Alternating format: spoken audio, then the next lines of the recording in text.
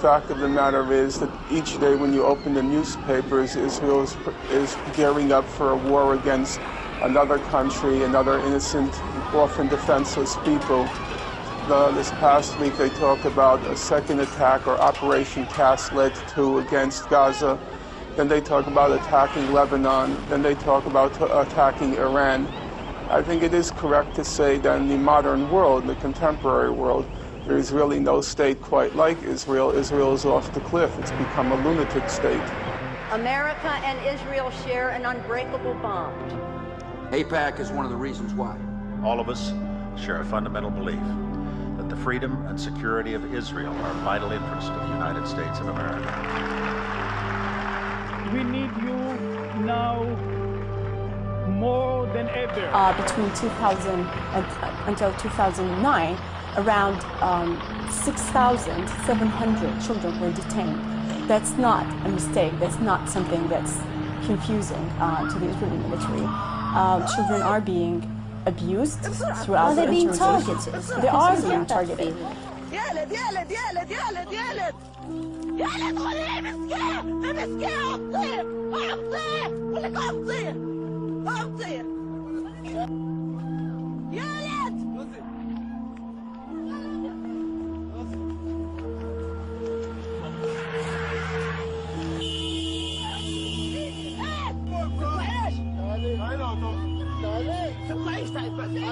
What is being done to the Palestinians now is horrendous. In their own territory, by the occupying powers, which is Israel. They've taken away all the basic human rights of the Palestinians. But there's no doubt that within the occupied territories, Palestinian land, that there is a horrendous example of apartheid. כל רמאללה זה ג'ונגל, יש שם קופים, כלבים, גורילות. הבעיה שהחיות עכשיו סגורות שם, הם לא יוצאות. מה? לא, אנחנו בני אדם, הם חיות. להם אין צלם אנוש, לנו יש. זה ההבדל בין... מה? נצלם, אכפת לי, אני חושבת, למישהו נראה לך. זה גם הרמטכ"ל יראה את זה. A three-day Russell Tribunal in Cape Town, South Africa, brought together key political and legal minds to determine that Israel is operating under an apartheid system. But people want more than this groundbreaking result. They want change. We are demanding Israel to stop this racist system and to change it, and to admit and recognize equal national and civic rights for the Palestinians, because it is our homeland, because we didn't immigrate to Israel, because it was Israel who immigrated to us, because we didn't immigrate to Israel, because it was Israel who immigrated to us.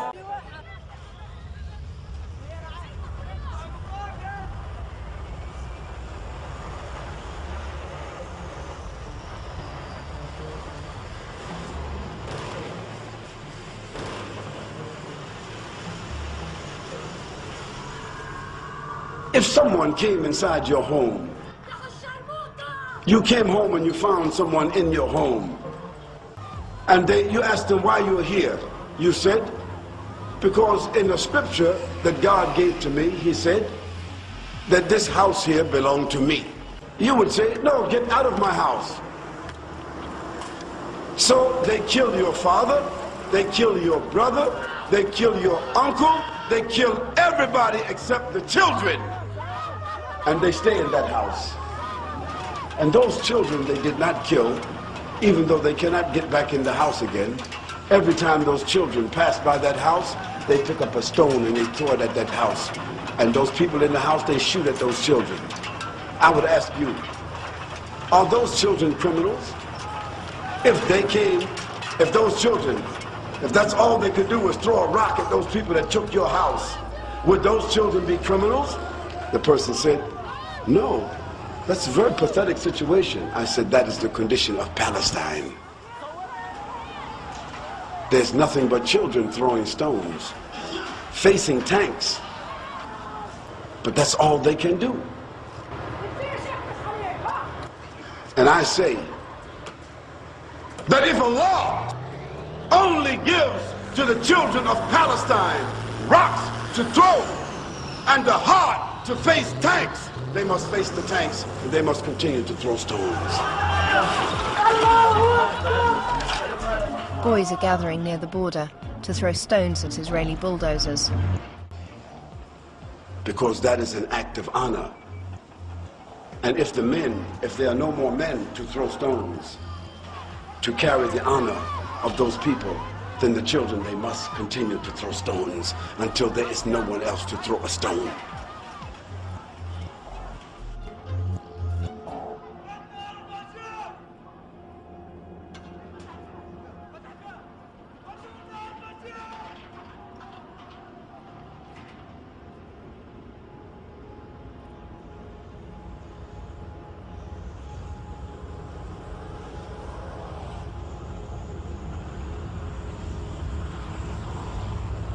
When my great-parents, came from Russia, in 150 years ago, they came because there was a Bible in one hand. My great-grandfather from Dnepropetrovsk came with a Bible in one hand and a rifle in another, and his hand was extended to the Arabs who lived here. Some did make business with him, others who fought him had to meet the wrath of his rifle.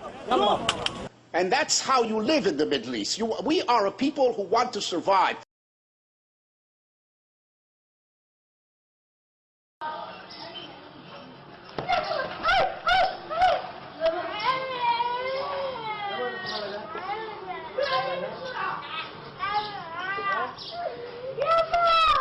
We succeeded in surviving because we were able to defend ourselves, to stand up throughout the centuries.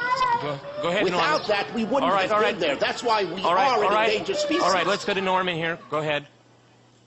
It is an oddity that you say you're coming and you want to live in peace with somebody. You come with a rifle in your hand.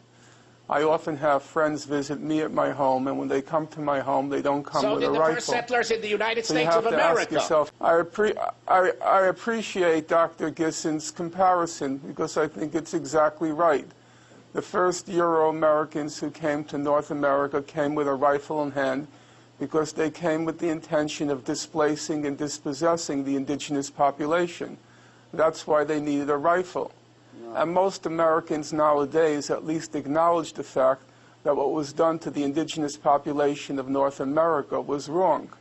And it's exactly for the same reason that Israel, or I should say Jews from Eastern Europe, had to come to Israel or Palestine with a rifle in hand, because their intention was not to live with the indigenous population, but to displace and dispossess it in order to create a Jewish state in an area which was overwhelmingly Arab. And I think pretty much everything that ensued after that followed from that basic fact. I know both from the moral sense and from the practical sense that the only way to stop the violence is to treat the root cause from which the violence has started.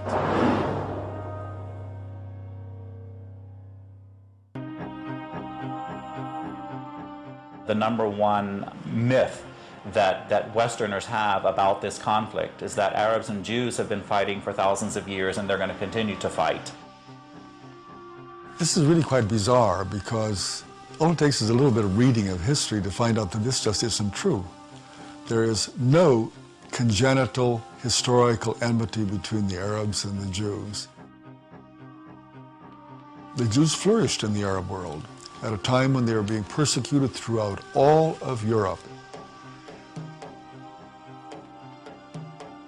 At the end of the 19th century, because of anti-Semitism in Europe, European Jews began to try and figure out a solution to the Jewish problem.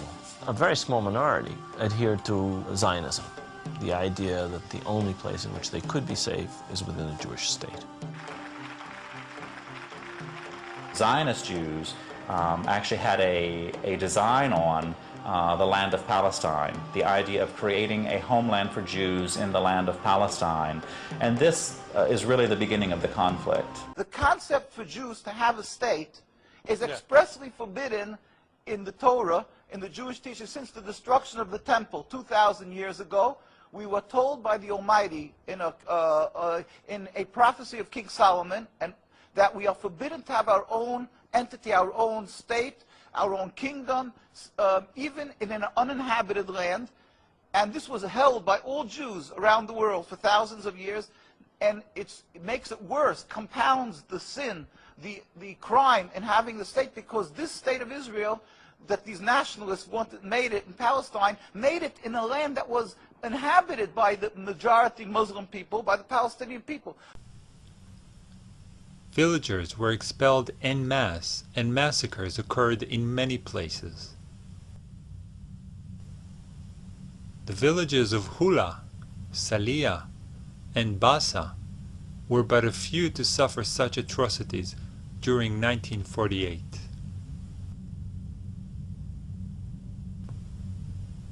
Once Zionist troops occupied a village that resisted them, they would round up all the men according to lists the intelligence officers would provide.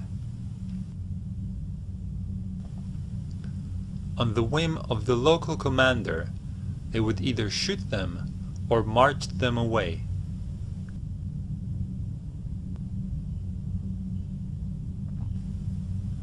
The biggest expulsion and massacre happened in the city of Lid Ramle. 50,000 people were expelled from the city in a single day. 426 men, women, and children were killed by the Zionist forces.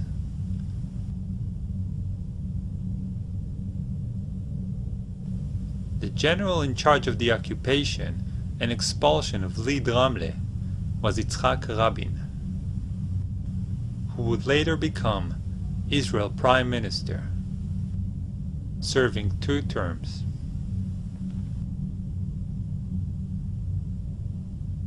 In 1948, the Chicago Sunday Times reported on the Israeli tactics. Practically everything in their way died. Riddled corpses lay by the side of the roads. The New York Herald Tribune wrote, "The corpses of Arab men, women, and even children strewn about in the wake of the ruthlessly brilliant charge."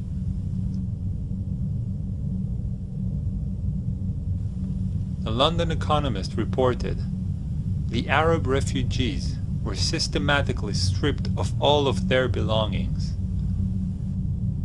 Then, they were sent on their trek to the frontier."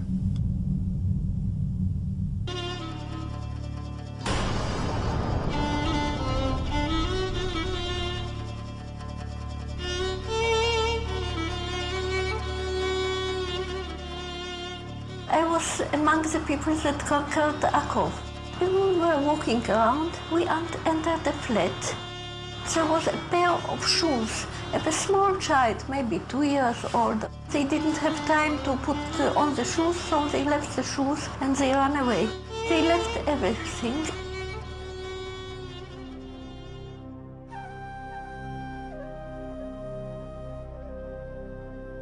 We found out that there was a systematic expulsion of Palestinians, and there was, as I said, there was an ethnic cleansing operation taking place.